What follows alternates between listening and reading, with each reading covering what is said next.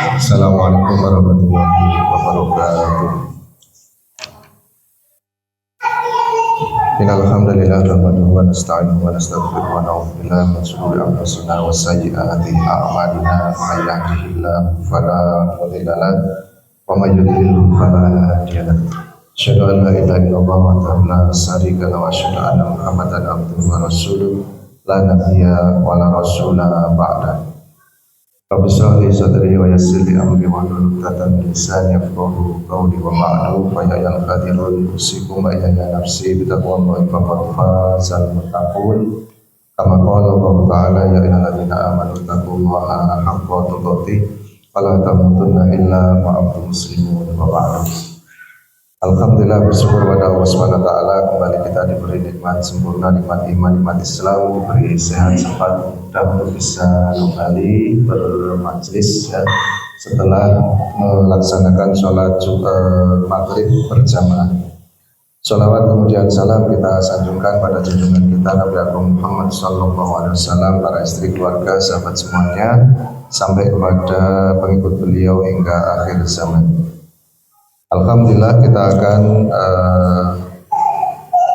sampaikan kelanjutan dari pembacaan dan pembahasan kitab Sifatus Saja Sarki Sayyid Al-Adil Abi Abdul Muti Muhammad Nawawi Al-Jawi rahimahullah ta'ala. Semoga Allah memberikan keberkahan, limpahan rahmat dan ampunan kepada beliau, guru-guru beliau serta murid-murid beliau, sampai kepada kita yang pada hari ini mempelajari karya beliau rahimahullah ta'ala. Alhamdulillah, kita akan menyempurnakan apa yang telah kita sampaikan dalam pembahasan arkanul iman, yaitu rukun iman yang ke-6, sadisuha antu'mina bil qadari khairihi wa syarrihi minallahi ta'ala, yaitu rukun iman yang ke-6, percaya kepada takdir qadarnya Allah Subhanahu wa taala yang baik maupun yang tidak baik. Maka di dalam keterangan pengarang kitab ini, yang menurut Imam Al-Fasni, percaya kepada takdir adalah iman kepadanya dengan meyakini bahwasanya Allah SWT telah menetapkan kebaikan dan keburukan sebelum diciptakannya semua makhluk. Wa ana jami'al kainati bi qada'illahi wa qadarihi wa huwa muridun laha. Dan semua yang wujud ada sekarang ini adalah rancangan yang ketentuannya, detailnya sudah dipastikan oleh Allah Subhanahu wa taala, dan Allah menghendaki yang seperti itu.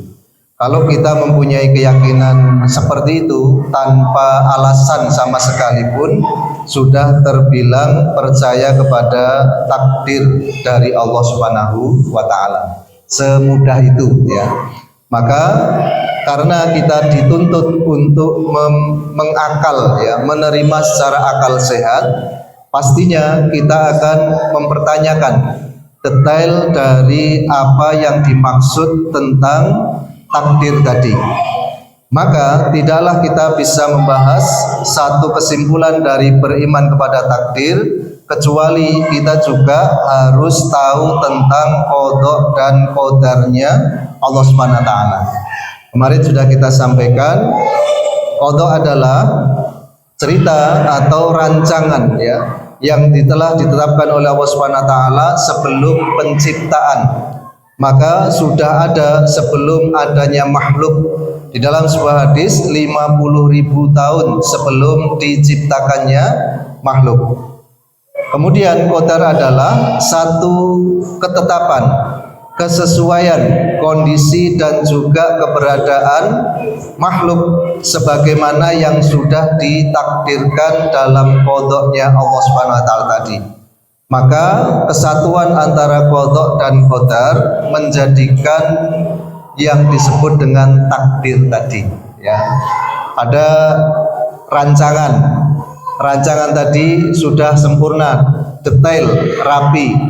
Maka pelaksanaan atau perealisasian dari rancangan tadi itu ketika terjadi itu disebut dengan qadar. Maka rangkaian dari tadi ya, alur yang sudah ada lalu ketepatannya dengan kejadian yang nyata itu disebut dengan takdir.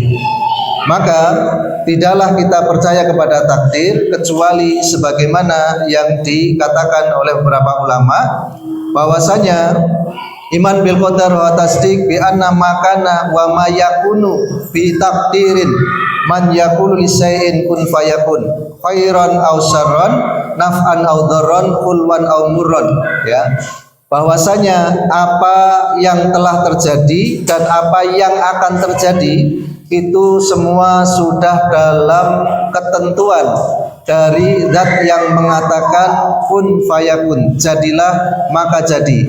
Siapa dia? Allah Subhanahu wa taala. Baik buruk, ya, manfaat mahdharat, manis ataupun pahit, semua detail beserta ketentuan-ketentuan yang telah dikehendaki oleh Allah Subhanahu wa taala. Maka apabila ada seorang hamba tidak beriman kepada takdirnya Allah Subhanahu wa taala, otomatis dia kufur, ya, sampai derajat kafir terhadap Allah Subhanahu wa taala. Ya. La yu'minu 'abdun billahi hatta yu'mina bil qadari khairihi was syarrihi, rawahu at-Tirmidzi, disabdakan oleh Nabi sallallahu alaihi wasallam.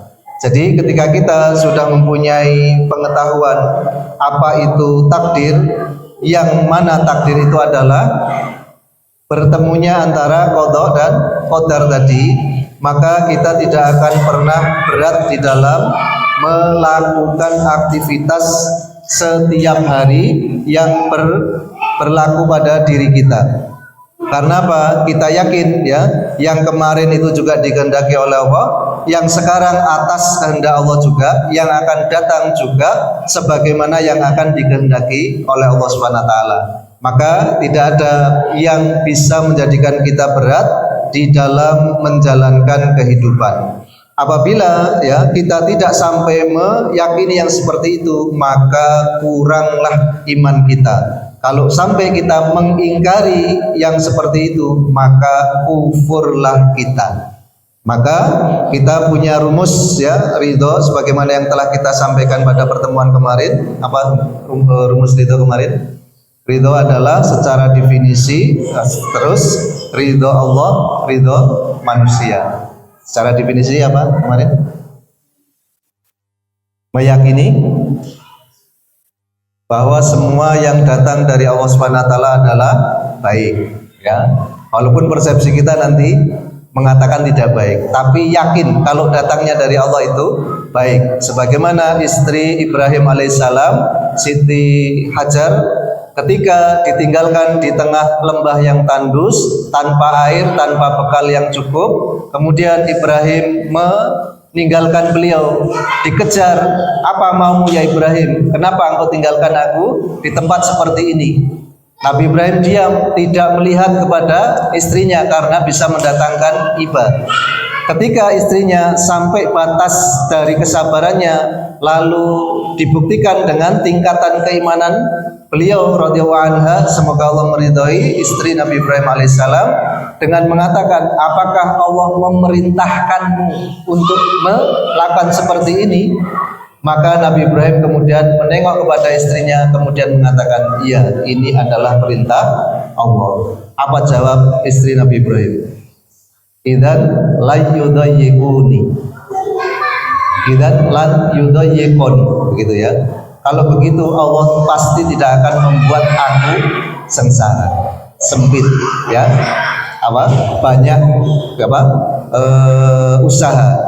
Demikian, ya, iman, orang-orang iman kayak berkualitas, ya, sampai ketika sesuatu yang dihadapkan kepada dirinya adalah pilihan yang paling sulit sekalipun, ketika ditanyakan bahwa itu adalah perintah atau amaran langsung dari Allah, langsung muncul keyakinan bahwa yang setiap, ya, diinginkan atau dikehendaki oleh Allah Subhanahu wa taala adalah kebaikan. Ya, kita tinggal refleksi pada diri kita sendiri, ya. Jangan sampai kita datang sesuatu ketentuan kepada kita lalu kita anggap tidak baik, otomatis ya kita mengatakan Gusti Allah piye sih sakjane, gitu ya. Itu kurang ajar benar itu. Maka kalaulah datang kepada kita sesuatu yang kita anggap tidak baik, tidak menguntungkan, bahkan bisa menjadikan kita sengsara, pertama kali yang harus kita munculkan di dalam keyakinan kita bahwa setiap yang datang dari Allah adalah kebaikan. Kemudian apabila itu dirasa berat, dirasa tidak ya menjadikan kita nyaman, apa yang kita lakukan? Menerima dengan pasrah, menerima dengan tulus, kemudian bersabar dan berikhtiar. Nah, dari respon atau daya serap dan daya tangkap kita terhadap pemberian Allah tadi, ketika kita menyikapinya dengan benar, otomatis Allah ridho kepada kita dengan memberi pahala atas kesabaran kita. Kemudian apabila ada sesuatu yang menjadikan kita senang, menjadikan kita gembira, menjadikan kita lapang, ya, kita yakin, oh ini dari Allah, dan kalau dari Allah pasti baik, maka disikapi dengan syukur, kemudian melakukan perintah atas nikmat yang sudah diberikan kepada kita tadi. Maka atas syukur dan amal soleh tadi, Allah berkenan memberikan pahala kepada kita. Nah, kebalikannya ya, kalau ada orang kufur itu pasti ketika datang sesuatu yang pertama kali ingkar pada takdir. Mesti kok ngene meneh. Padahal kangelanku ki wis umur hidup. Kurang kangelane apa aku? Nah, bahasa-bahasa yang mengungkapkan ketidakpuasan terhadap kondisi yang datang kepadanya. Lalu ketika sudah sampai kepada dia tadi, satu tidak terima, nomor dua banyak mengeluh, kemudian mengabarkan keluhannya tadi kepada semua yang dihadapi, semua yang di hadapannya, maka terkenalah dia seorang yang suka mengeluh. Maka orang tersebut atas ya ke perbuatannya yang seperti itu, Allah memberikan apa? Marahnya. Apa marah Allah itu? Yang satu ridho, yang satu marah. Yang satu ridho, yang satu kufur. Ya, kalau ridhonya yakin dari Allah baik, itu ridho yang definitif tadi, betul ya. Kalau kita tidak suka dengan apa yang diberikan oleh Allah kepada kita, berarti kita apa? Kufur. Ketika kufur disikapi dengan kata dia ketidaksabaran, banyak mengeluh, banyak menyampaikan ya sesuatu yang menjadi beratnya hati dia, maka yang seperti ini dinamakan tidak sabar. Ketika sudah kufur, tidak sabar, Allah marah kepada hamba yang seperti ini dengan memberi nilai dosa terhadap orang tersebut. Sama ketika kita diberi sesuatu yang itu menjadikan kita mudah, bangga atau bahagia, lalu kita meyakini, oh ini hasil usaha saya. Kalau ini hasil usaha saya, ya semau-mau saya. Maka dia menggunakan apa yang diberikan oleh Allah dari anugerahnya tadi untuk bermaksiat, untuk sesuatu yang tidak pada tempatnya. Maka kekufuran dari prasangka dia terhadap anugerah tadi yang terrefleksi dalam sikapnya ketika mengaku bahwa itu adalah hasil dari yang diupayakan dan juga mempergunakan di jalan yang tidak pas tadi, otomatis mendatangkan kemarahan Allah. Allah marah, Allah menjadikan perilaku seperti itu bernilai dosa. Sudah bisa dipahami ya? Nah, maka kalau kita tahu ya rumus ridho atau kufur tadi, insya Allah bisa menjadikan dampak baik pada diri kita dan juga kemudahan di dalam menghadapi segala apa yang akan menimpa diri kita, baik yang sifatnya ya secara sudut pandang manusia itu baik atau buruk, karena memang kalau datangnya dari Allah pasti kebaikan ya. Ada satu cerita, jadi baik atau buruk itu perspektif ya, bisa berubah perspektifnya dari siapa yang melihat, dari siapa yang merasakan. Ada seorang ini ilustrasi, ada cerita ilustrasi menggambarkan betapa sudut pandang itu bisa berubah-ubah. Di dalam satu suasana desa ada sekelompok manusia yang hidup di dalamnya. Ada petani, beberapa tetangganya, dan juga orang-orang yang menjadi penghuni desa tadi. Satu di antara mereka itu ada yang memang kesehariannya bertani. Dia mempunyai seekor kuda yang kudanya lumayan membantu pekerjaannya. Dibuat ke sawah untuk aktivitas pertanian, dibuat ke tempat-tempat yang agak jauh untuk alat transportasi, ya. Kemudian tetangganya datang kepada orang tadi dan mengatakan, wah, sampean beruntung punya kuda yang hebat, kuda yang cakap, kuda yang mampu meringankan apa yang menjadi hajat sampean dari pertanian pekerjaannya atau bepergian transportasinya. Ketika suatu hari kuda tadi ternyata tidak pulang ke kandangnya pada suatu sore. Lalu petani tadi menanyakan kepada setiap orang yang dijumpai dan setiap rumah di desa tadi. Lalu orang-orang bergunjing, wah misake wong kae kelangan jaran. Ya, pertama memuji karena punya. Yang kedua merasa iba karena apa? Karena kehilangan. Kemudian tidak lama, selang beberapa hari, 2-3 hari, qadarullah, kuda tadi pulang, ya, dengan membawa beberapa kuda dari luar, dari hutan liar.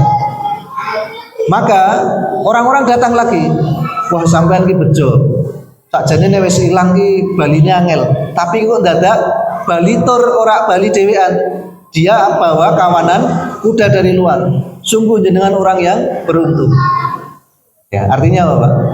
Kemarin dianggap kesusahan, ya, kehilangan. Ternyata dari kehilangan tadi membawa keberkahan. Ada beberapa kuda yang datang bersama yang hilang tadi.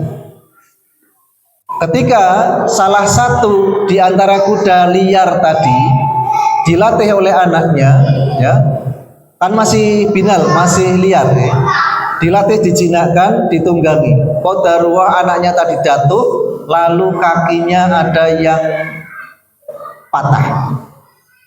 Tetangga datang lagi, wah, rak korup karo apa, Pak? Karo intuke, mosok jaran kok dibandingin karo kesehatan anaknya.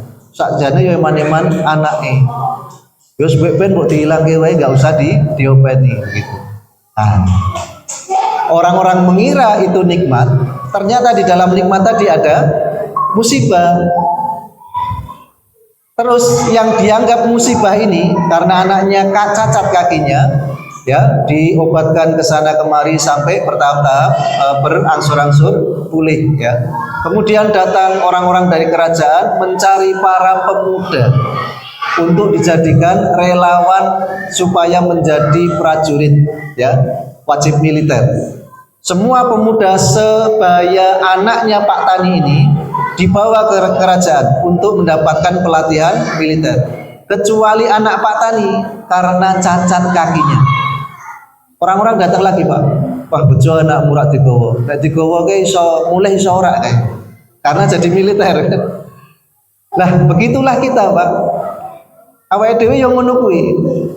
Awake dhewe rasa berat, wong liya ya mandang kita biasa-biasa aja. Kita merasa senang, orang lain kadang-kadang meremehkan apa yang menjadi kesenangan kita. Ya sudah, begitu aja dunia.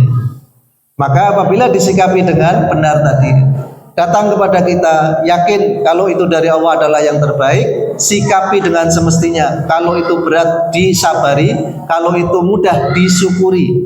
Maka ridho, sabar, syukur mendatangkan ridho Allah berupa pahala. Gampang ya? Udah nggak ini? Udah. Sing angel nglakonane jare. Sing angel nglakonane gitu ya.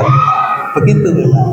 Nah, maka tidaklah ya semua itu memang sudah diciptakan oleh Allah. Baik diri kita maupun fungsi yang ada pada anggota tubuh kita. Allah menciptakan mata beserta fungsinya untuk melihat. Allah menciptakan akal beserta fungsinya untuk melogika. Allah menciptakan telinga beserta fungsinya untuk mendengar. Seterusnya seperti itu. Dan apabila kita yakin semua ciptaan Allah, lalu Allah juga yang mendesain ceritanya, kemudian kita melakukan mungkin kebaikan atau keburukan, kenapa Allah menghakimi kita dengan memasukkan kita ke rahmat dan syukurnya ketika kita berbuat kebaikan, kesolehan, dan memasukkan ke dalam ghadabnya, ya, kemarahannya, yaitu disiksa di dalam neraka ketika kita mengkufuri, bermaksiat kepada Allah SWT.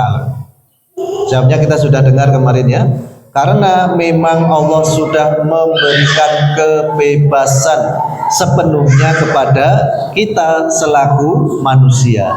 Dijadikan bagi kita akal, dijadikan bagi kita mata, dijadikan bagi kita telinga, dijadikan bagi kita hati, supaya kita bisa menerima yang benar itu benar, yang batil itu batil, yang haram itu haram, yang halal itu halal. Apabila kita menyalahgunakan fungsi tadi yang memang kebebasannya sudah diberikan kepada kita, maka patutlah Allah memberikan pahala kepada pilihan tepat kita untuk beribadah dan memberikan sanksi kepada kita atas kesalahan pilihan karena bermaksiat dan berdosa tadi. Kalau ada tukang pandai, Pak, bikin pisau, kira-kira pandai besi tadi tahu tidak fungsi pisau tadi, Pak? Tahu. Bisa untuk motong tempe, juga menyembelih ayam. Bisa juga untuk aktivitas kriminal, nodong orang, ya, merampok, sampai pembunuhan. Maka ketika pandai besi menciptakan sebuah pisau, dirancang sedemikian rupa dan dibeli oleh seseorang, pandai tadi sudah tahu, oh, orang ini orang waras, ini normal. Dia bisa menggunakan sebagaimana mestinya pisau yang dibuat tadi. Ketika di tangan seseorang yang sudah membeli tadi, lalu digunakan untuk kejahatan, kira-kira yang ditangkap yang melakukan apa tuh tukang pandai besinya, Pak? Tukang pandai besi. Begitulah kebebasan, ya, kebebasan yang diberikan oleh Allah kepada kita semua. Sehingga apabila kita mengatakan, wah, nek mangkat retuk ganjaran, tapi nek mangkat kok mendung, gitu ya. Ini kan kita bebas sekali, bisa berangkat bisa enggak, tapi kita putuskan rak situ mangkat, ya rak situ itu ganjaran, gitu. Ketika kita pastikan, alah mendung ya ora apa-apa, lamun udan ya udan banyu, umpamanya begitu ya, kita berangkat, otomatis kita mendapatkan apresiasi dari ketaatan kita tadi. Demikianlah, ya, yang diberikan oleh Allah SWT kepada kita fungsi indera dan juga akal supaya kita menggunakannya dengan seksama. Maka tidak ada taklif bagi orang yang hilang akalnya, belum balik, tidur, gila, ya, nggak ada taklif ini. Ada orang gila membunuh, ya sudah, paling diamankan, ya, supaya tidak berbahaya. Di hadapan Allah Subhanahu wa taala tidak ada taklif. Gitu ya. Nah, kalau ada orang merdeka, sehat, normal membunuh, nah baru dia disidangkan, dipermasalahkan di hadapan Allah, dia juga bermasalah. Nah, semua sudah diciptakan oleh Allah, baik diri kita maupun fungsi dari anggota badan kita. Maka ketika kita sudah diberi kebebasan, etika kita kepada Allah Subhanahu wa taala tidak boleh menisbatkan keburukan kepada Allah Subhanahu wa taala. Maka di dalam surat An-Nas itu semua yang dinisbatkan kepada Allah adalah yang terbaik. Dari ciptaan manusia itu yang paling baik siapa? Manusia. Karena kalau manusia itu levelnya, ya, utama, itu akan di atas malaikat. Tapi kalau manusianya error, pasti tidak selevel walaupun dengan seekor hewan. Maka fungsi tadi ketika memang digunakan, manusialah yang paling mulia. Maka Allah menyebutkan qul a'udzu birabbin nas, malikin nas, ilahin nas. Manusia. Haram menisbatkan Allah kepada keburukan. Wahai zat yang menciptakan babi, tidak boleh, dosa. Wahai zat yang menciptakan kemaksiatan, tidak boleh, dosa. Walaupun Allah semua dari yang ada di alam semesta ini, Allah penciptanya. Ya. Kalau begitu Allah juga menciptakan sisi gelap, Pak, sisi maksiat. Jawabnya apa? Kalau Allah menciptakan semuanya, berarti Allah menciptakan kemaksiatan dan sisi gelap. Menciptakan dan harus dibedakan Allah yang menciptakan semua. Artinya apa? Kalau ada yang yakin ya sisi gelap itu tidak diciptakan oleh Allah, justru dia musyrik, Pak. Ya, karena ada kekuatan yang semisal dengan Allah. Kalau ada yang mengatakan kemaksiatan itu bukan ciptaan Allah, maka justru dia musyrik karena dia menganggap ada kemampuan yang menandingi Allah. Ya. Nah, kebaikan disandingkan keburukan, terang disandingkan dengan gelap, taat disandingkan dengan maksiat, itu bukan lantaran Allah menghendaki keburukan tadi, tapi memang sebagai satu keseimbangan. Kalau ada cahaya, terus ada kita di depan cahaya, otomatis yang di belakang kita terang atau gelap? Karena efek saja tadi. Orang yang meninggalkan ketaatan pasti akan terjerumus kepada kemaksiatan. Orang yang menuju kegelapan pasti meninggalkan sinar yang terang benderang. Orang yang tidak melakukan amal soleh pasti dia sedang dalam kondisi tidak berbuat kebaikan. Nah, maka ini adalah konsekuensi, bukan apa? Kewajiban. Maka ini sifatnya apa? Ikhtiari. Sifatnya diupayakan. Bisa saja kita masuk ke golongan A yang baik, bisa saja kita masuk ke golongan C yang tidak baik. Maka masuk ke salah satu golongan tadi itu adalah pilihan kita. Nah, sebagaimana yang kita sampaikan kemarin ya, takdir itu ada dua, takdir mubrom, takdir mu'alak. Yang mubrom pasti tidak bisa dirubah karena sudah terjadi, Pak. Apa itu? Kelahiran kita kapan? Terus kita lahir dari orang tua yang seperti apa? Negara mana? Bentuknya seperti apa? Kulitnya warna apa? Nah, itu semua mubrom, Pak. Maka kalau ada orang yang merubah ciptaan Allah tidak dengan maksud manfaat, haram dan berdosa. Ya, kalau ada anak terlahir sumbing, Mbak, dioperasi sampai jadi baik, boleh enggak? Boleh, karena ada unsur manfaatnya tadi. Terus kalau ada orang dikasih kurnia mata ini warnanya hitam, kepingin biru, dioperasi diganti biru, boleh enggak? Enggak boleh.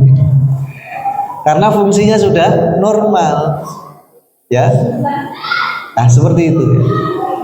Nah, maka ya sudah disabdakan oleh Allah Subhanahu wa taala, nanti pekerjaan setan itu membujuk ya untuk mengajak manusia bermaksiat kepada Allah sampai merubah ciptaannya.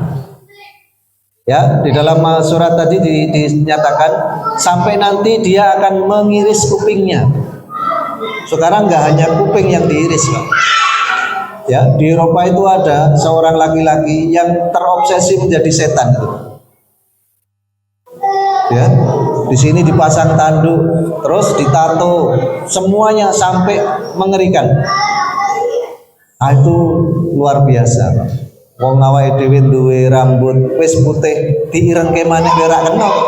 Apa maneh sing yang tadi ya, yang ekstrim seperti itu. Nah, maka walaupun menyemir rambut hukumnya boleh, tetapi menggunakan warna dasar yang menjadi warna dasar rambut kita hukumnya haram. Yang paling tidak konsisten itu wong wedok. Wong wedok alisnya dicukur, digambar alis meneh jajal. Sajane nek wis dicukur dikai gambar apa gitu ya. Asal itu ya. Seperti itu. Maka kembali kepada keterangan awal, tidak boleh menisbatkan kepada Allah sesuatu yang tidak baik. Maka apabila melakukannya dihukumi berdosa.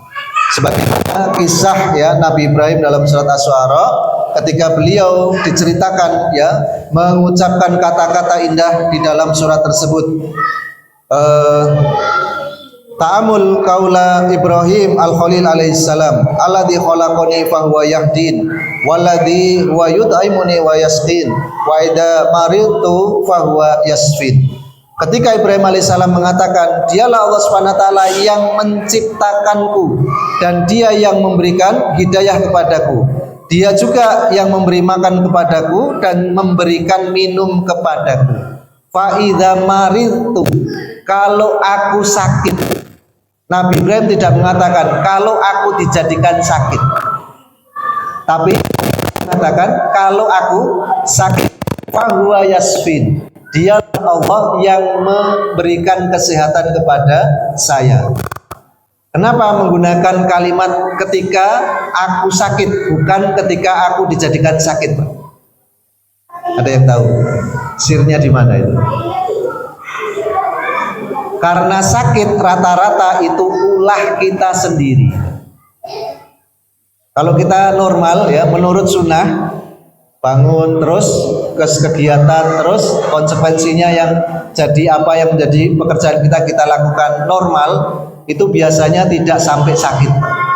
Tapi sakit itu biasanya karena perbuatan kita sendiri.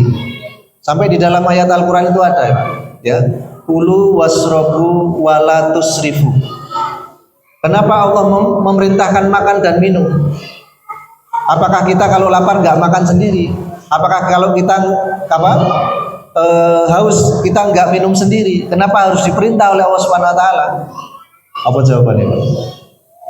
Napa mangan ngombe kok dadak diperintah?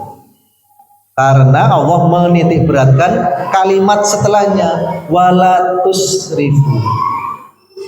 Makan, minum kamu, tapi jangan terlalu. Gak makan madorot, makan terus juga madorot. Pandati kekasih Allah itu juga dengan cara sedikit makan. Mau jadi musuh Allah juga dengan cara banyak makan. Nah ini Pak, orang dulu itu kalau sakit itu ketika pergi ke dokter, kalau dokter dulu jarang adanya mantri kesehatan. Ketika ke mantri kita periksa, terus Pak pilih sampean yang mulai mau mangan sing enak, turu sing kepenak. Terus ternyata ketika kita tahu sekarang pil yang diberikan itu apa Pak? Vitamin. Kenapa orang tadi sampai sakit? Karena nggak punya bahan pokok makanan. Berarti wong biyen itu rata-rata sakitnya cuma satu Pak, kaliren. Sudah gitu. Nemu makan satu hari sekali itu sudah beruntung. Yang 2 kali istimewa. Yang 3 kali tidak mungkin kecuali anak-anak orang yang punya lumbung beras. Nek bakul beras ya kadang-kadang didol sih. Wallahualam seperti itu. Nah kita dapati hari ini Pak, angger wong ning dokter ngecek kesehatan itu dipantang makan. Ini obatnya, kamu jangan makan ini, jangan makan ini, jangan makan ini. Jajal Pak. Kenapa? Karena kita memang kalau seneng, kalau ingin itu biasanya keterlaluan. Seneng bakso terus. Itu bisa kanker Pak. Kantong sing maksudnya. Pengen apa-apa terus. Saya punya temen cah puguh pegandon gitu ya. Dia suka makan mie instan diremet dikai bumbu tok gitu, dikocak gitu, dijadikan cemilan. Ketika teman yang satu ditawari, mari mas kita bareng-bareng makan di cemilan. Wah kalau gitu saya nggak mau, kalau digodok dulu dimasak dulu saya mau. Kata dia, ya nek digodok jenenge mangan ora nyemil jadi gitu. Satu hari karena dia merokok ya, untuk menjadikan nikmat rokoknya itu kadang-kadang menghabiskan 3 bungkus sampai 5 bungkus sarimi diremet. Sampai beberapa hari, bulan, tahun, sekarang terkena kanker. Ya, ini sirnya. Wa idza maridtu. Kalau aku sakit, maka sakit itu adalah ulah diriku sendiri. Gitu.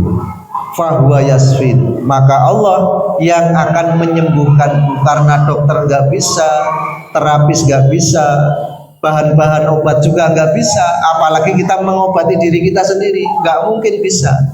Yang bisa mengobati siapa? Allah. Nah, ini Pak, imannya para nabi, imannya para rasul.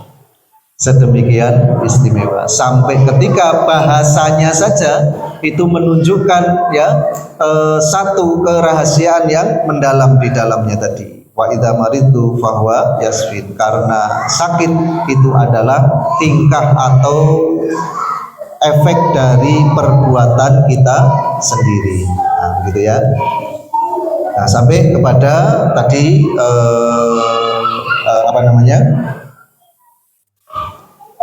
tidak boleh menyandarkan kepada Allah Subhanahu wa taala sesuatu keburukan ya.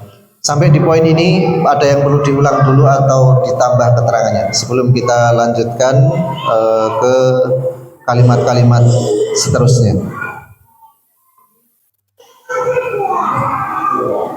Silakan.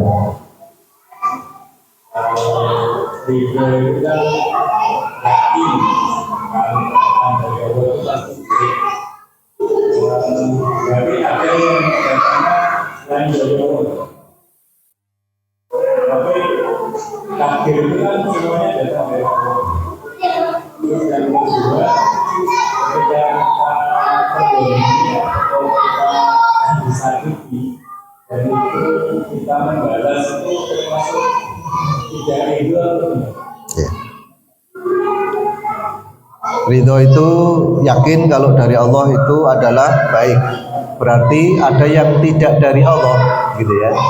Maka sama seperti tadi ya, kelalaian, lalu keputusasaan, lalu kesombongan, juga ketakaburan, ya membanggakan diri sendiri, ujub, ya. Itu semua tidak dari Allah Subhanahu wa taala. Artinya tidak dari Allah Subhanahu wa taala itu muncul dari nafsu. Walaupun semua itu ciptaan Allah. Semua itu ciptaan Allah. Nah, maka nanti ini sirnya ya. Kenapa kita belajar takdir? Kenapa kita belajar takdir ya? Harus percaya kepada takdirnya Allah yang baik maupun yang buruk. Nanti dibuka surat Al-Hadid ayat yang ke-22 sampai 24. 22 sampai 24. Bahwa semua kejadian yang ada di alam semesta ini itu sebelum terjadi sudah ada tulisannya di dalam lauh. Min qabli an nabra'aha. Kami sudah tahu catatannya, sudah tahu apa yang akan terjadi ya sebelum kejadiannya. Seperti itu dalam Al-Hadid yang ke-22. Ketika disampaikan seperti itu, supaya apa? Likaila ta'sau ala ma fatakum wala tafrahu bima atakum. Supaya kamu tidak putus asa terhadap yang lepas, yang hilang, yang kamu tidak miliki, dan kamu tidak berbangga, takabur dengan apa-apa yang datang kepada kamu dan menjadi milik kamu. Semua intinya dari dua kalimat ini. Karena orang yang tidak percaya dengan takdir itu akan jadi korun. Innama utitu min ilmin indi. Innama utitu min ilmin indi. Semua harta yang ada ini itu ada bisa saya pegang karena saya punya ilmunya dan saya melaksanakan dan melakukannya sendiri. sombongnya tumbuh, takaburnya ada, terus ujubnya tadi kelihatan, ya, membanggakannya itu nampak sekali. Dia tidak melihat sisi-sisi anugerah dari Allah Subhanahu wa taala. Nah, yang tidak dari Allah itu ininya. Karena ini pilihan dia sendiri. Ya, Allah sudah menetapkan, tapi kita diberi kebebasan, maka pilihan kita yang tidak sampai mendapatkan ridho tadi itu menjadi alasan untuk Allah menghukum kita, maka dikatakan tidak dari Allah, gitu ya. Wala taksau ala bima fatakum, ya, likaila taksau bima fatakum, supaya kita tidak putus asa dengan yang hilang dari kita. Kita kerja sampai mati-matian, modal habis, tenaga terkuras, ya, waktu juga terlewati lama, nggak hasil. Kita mengatakan ini semua sudah atas ketentuan Allah. Maka kita nggak putus asa. Mungkin belum saatnya, mungkin belum sekarang, mungkin akan datang waktunya lain kali. Maka akan muncul apa? Optimisme. Kalau orang nggak percaya takdir, ya jatuhnya kepada kesombongan atau keputusasaan tadi. Kira-kira begitu ya. Yang kedua, tersakiti lalu membalas, apakah itu juga tidak termasuk tidak ridho, ya? Itu termasuk ikhtiari tadi. Kalau kita dikampleng bet loro, itu yakin dulu kalau ini dari Allah itu. Kalau tidak dari Allah maka tidak mengenai kita. Gak ada orang yang bisa mencelakai kita atau apapun yang bisa menjadikan kita terjadi bahaya. Maka kalau sudah sampai itu namanya takdir. Harus kenang, gitu ya. Pilihan kita memaafkan atau menuntut itu ikhtiari namanya. Ada seorang datang kepada Nabi Sallallahu Alaihi Wasallam. Dikatakan, ya, dalam satu riwayat orang tadi membunuh, dibawa di hadapan Nabi Sallallahu Alaihi Wasallam, lalu ditahan, ya. Ketika sudah sampai diinterogasi, maka diputuskan orang ini harus dieksekusi karena membunuh dibalas dengan dibunuh. Ada seorang sahabat yang beberapa sahabat yang ada di majelis itu. Orang tadi mengatakan, "Ya Rasulullah, saya izin sebentar saja, saya mau pulang. Karena kalau saya tidak pulang, maka suku kami nanti akan kecewa, mencari, dan ada yang memang belum selesai dari tugas saya. Maka saya mau dieksekusi, syaratnya saya izin pulang. Besok saya akan kesini lagi." Nabi diem, lalu mengatakan, "Lah terus tanggungannya apa? Kalau kamu pergi, yang mau nanggung kamu siapa?" Maka ada seorang dari sahabat yang mengangkat tangan, "Saya ya Rasulullah, kalau dia besok tidak kembali, saya sebagai gantinya." Karena orang ini Islam, ya, orang ini orang Muslim. Kemudian setelah disepakati oleh Nabi, orang ini pulang. Kemudian di waktu yang sama itu sudah berkumpul, Pak, Nabi dan para sahabat tadi. Terus orang yang tadi izin itu enggak kunjung datang. Sampai Nabi menanyakan, "Kemarin yang nyanggupi mau jadi ganti siapa ya?" Orangnya ngacung. Orangnya ngacung. "Saya ya Rasulullah." Terus nanti kalau ini enggak datang, kamu loh yang ganti. "Siap ya Rasulullah." Ditunggu beberapa saat, nggak datang juga. Lalu Nabi mengatakan, "Sekarang kamu harus menggantikan posisi orang yang dieksekusi tadi. Saya mau tahu alasan kamu itu apa, kok mau menjadi penanggung?" Dia mengatakan, supaya nanti tidak ada lagi yang ditanya oleh Allah bahwa tidak ada saudara seiman yang peduli dengan saudaranya yang lain. Ketika mendengar jawaban ini, pihak keluarga dari anak-anaknya mengatakan, "Ya Rasulullah, kalau begitu saya maafkan dia." Ditanya lagi sama Rasul, "Kenapa kamu maafkan dia?" supaya di hadapan Allah nanti kalau ditanya tidak ada yang kecewa dan menjawab bahwa seorang muslim tidak pernah memaafkan saudaranya. Sampai seperti itu Pak. Yang menanggung dimaafkan, selesai seharusnya kan? Selesai. Qadarullah, orang tadi datang Pak. Ketika datang udah dijagongke, wis siap Pak. Orang ini abang kabeh meh dieksekusi ya Pak. Ya. Dia ditanya, "Kenapa kamu datang? Kalau kamu nggak datang pun sudah ada yang menanggung." Apa jawab dia? Supaya di hadapan Allah nanti tidak ada orang yang menuduh saya berkhianat kepada saudaranya sesama muslim. Ini ikhtiari Pak. Menuntut bunuh ganti bunuh boleh, atau memilih memaafkan istimewa.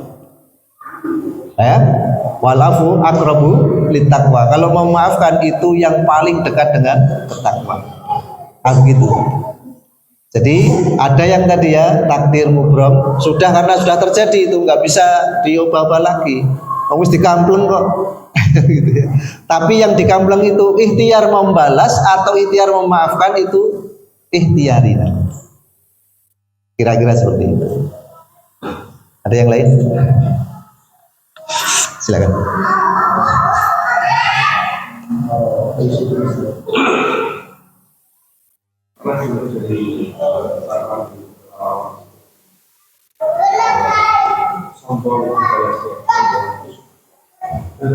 Ya. Takabur litakaburi sodakotun. Ya, takabur kepada orang yang takabur itu sodakoh. Ini ada kapasitas. Jadi harus tahu kapasitas kita dulu. Karena ada orang-orang yang dicintai Allah dan ada yang lebih dicintai oleh Allah. Ada orang yang dibenci oleh Allah dan ada yang dibenci oleh Allah. Ada orang yang dibenci oleh Allah, orang sombong benci, orang kaya yang sombong itu dibenci oleh Allah. Tapi kalau ada orang miskin sombong itu lebih dibenci. Maka kalau mau menyombongi orang yang sombong pada kita, tahu diri dulu. Ini efeknya sama-sama karena sama dengan ya 0-0, atau kita punya beban lebih ini. Kita nggak mampu kok mau sombong gitu ya. Ini kan malah minus gitu. Sama ketika kita mengatakan dakwah iyo apike ning nggon panggonan kemaksiatan. Tapi kita mampu enggak? Kalau memang kita dakwah ke sana kok ujung-ujungnya kita juga katut maksiat, ya jangan gitu. Maka ada orang-orang khusus memang yang menggarap lahan-lahan seperti itu. Dan itu sudah ada porsinya masing-masing ya. Sunan Bonang ojo dipadake Sunan Kalijaga. Sunan Bonang nek kon jegur ning masyarakat Sarawak tidak bisa karena dia kiai, dia karismatik. Tapi kalau Sunan Kalijaga dia orang yang mampu ya masuk menyelinap ke bawah akar rumput. Sampai kadang-kadang taklim beliau itu yang dituju adalah orang-orang pelarian dari kerajaan.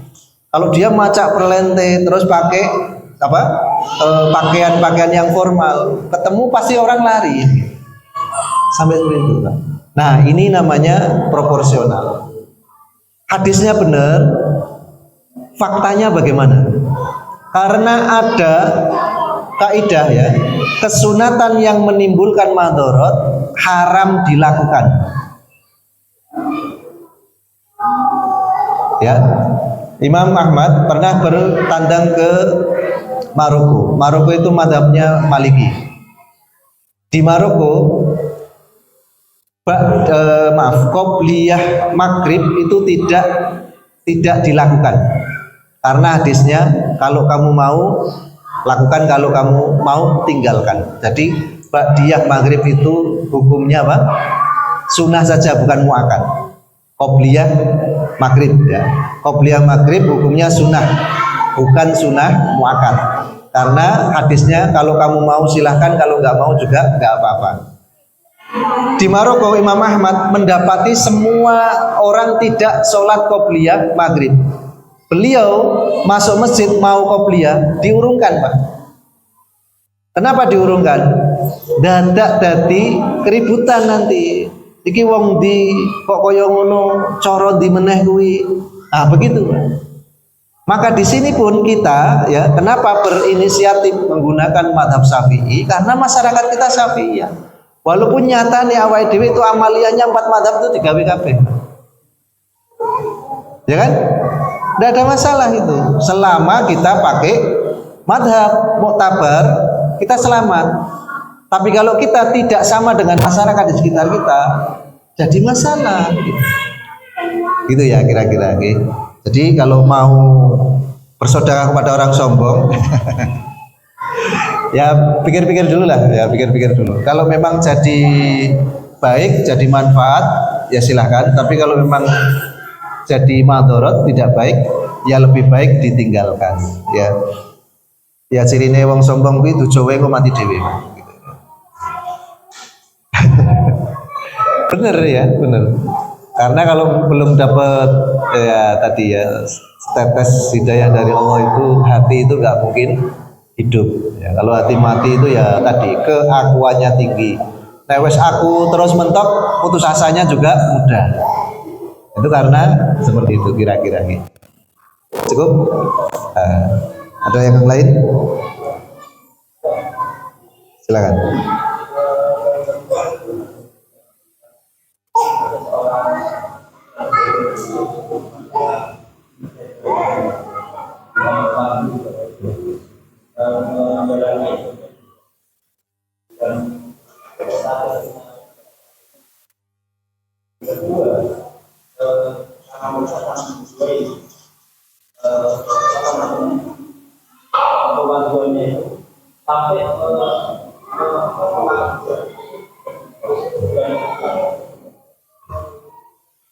Tak wene anyar informasi ini cepet.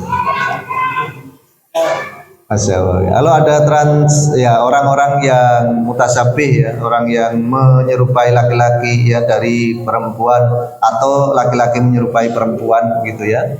Lalu melaksanakan ibadah mahdoh, ibadah-ibadah dan ritual-ritual yang ada tuntunan dan tata caranya, maka diwajibkan sebagaimana fitrah gendernya.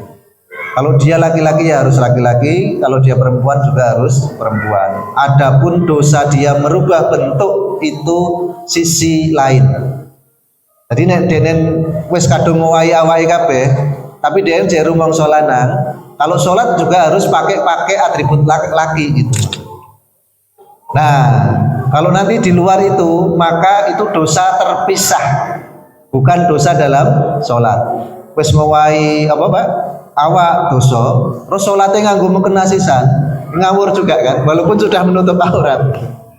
Nah, itu yang perlu dicanangkan. Makanya kasus sampai hari ini itu pertanyaannya, kalau ada orang merubah gennya jadi perempuan menjadi laki-laki atau kebalikannya, terus nek sholat piye, itu kan pertanyaan klasik yang sampai hari ini jawabannya sama. Hakikatnya dia laki-laki walaupun kelaminnya sudah diganti. Ya, hakikatnya dia perempuan walaupun sudah dirubah bentuknya seperti laki-laki. Maka konsekuensinya sama. Kalau terkena orang yang enggak muhrimnya wudu batal, terus auratnya juga sama dan seterusnya. Begitu Pak Yam ya. Masalah umrah ditampa ora tak kok Gusti Allah dhewe begitu ya. Saya enggak ada kompetensi di sini. Ya, begitu ya kira-kira ya. Ya. Karena itu sesuai dengan hadis Nabi. Nanti haji umrah itu prestis saja. Jadi urgensi ibadahnya itu nanti akan hilang, tinggal kebanggaannya saja. Nah, maka kalau seperti itu kan bangga aja kan. Aku transgender juga bisa haji, bisa umroh. Bisa apa ora? Wa alam gitu ya. Kalau Allah pasti maha pengasih, maha penyayang.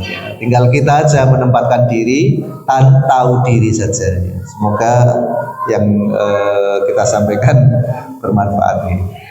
Ini info saja ya, jadi bukan jawaban tadi. Karena kalau sahapora, saya nggak tahu itu. Karena ibadah yang menjadikan sah atau tidak, nilainya siapa? Allah langsung tuh. Ya kan?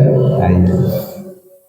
Saya kira cukup, insya Allah kita lanjutkan besok. Masih ada 2 poin ya yang belum kita sampaikan. Insya Allah kita sampaikan besok.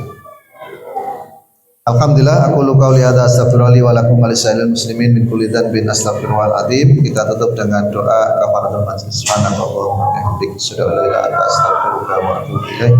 Alhamdulillahirabbil alamin. Assalamualaikum warahmatullahi wabarakatuh.